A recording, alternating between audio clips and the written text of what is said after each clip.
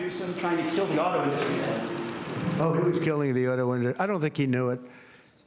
I think he's a guy who, he's just got a faulty thought process. You look at that train, the train is the most, I've seen people, stupid people with cost overruns for years I've watched, where something would cost twice as much or 3 times. But this thing is costing 20 times more. It's the most incredible disaster I've ever seen. That's one. The cars are just as bad. Everything's bad. And now you have this situation. So his own sheriff, who's a good man, by the way, said 2 days ago or 3 days ago that we could not have done this without the military. They were going to take over this whole, they couldn't have done it.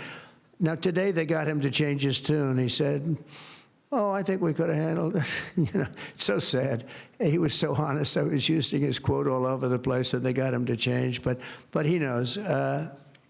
Los Angeles would be right now burning to the ground, just like the houses burned to the ground. It's so sad what's going on in Los Angeles. Think of it.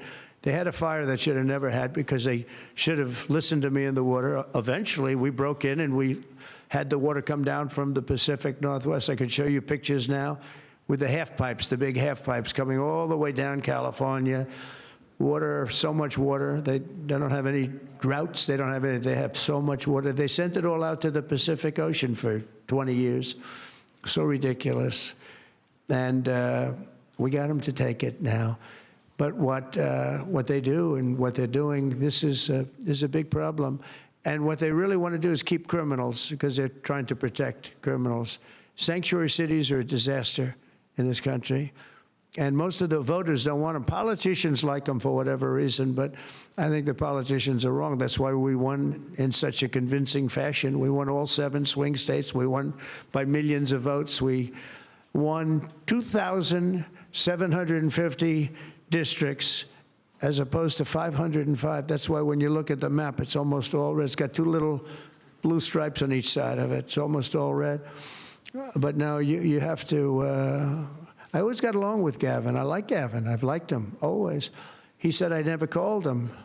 You know, they asked him a question on Fox, I guess. I never spoke to him. He doesn't remember the call. He doesn't remember. I never spoke. And then I produced a phone call. I had it. It took me about 2 minutes. I said, well, here's the call. It lasted 16 minutes and 4 seconds. And it was at 12:30 in the evening. I actually made a call, didn't pick up. I called him a second time, and he picked up. And I told him, I said, you have to get your ass in gear because you're going to have a problem there. And he would have. If we didn't bring the military in, he would have had, you would have right now something. And I went through it because I follow the rules 100%. And I watched in Minnesota where you have the man who ran for vice president of the United States. Fortunately, he was a disaster. But he wouldn't call in the National Guard. And I eventually called in the National Guard, but it was seven days late. I said, I'll never do that again. I'm never going to, if I see problems brewing, if they're not going to do the problem, I'm not going to wait 2 weeks. Because that city, Minneapolis, burned down.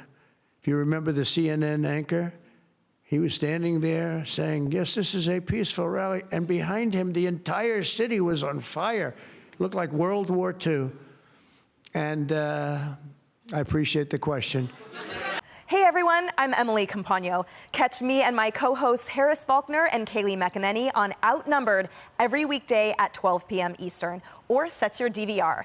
Also, don't forget to subscribe to the Fox News YouTube page for daily highlights.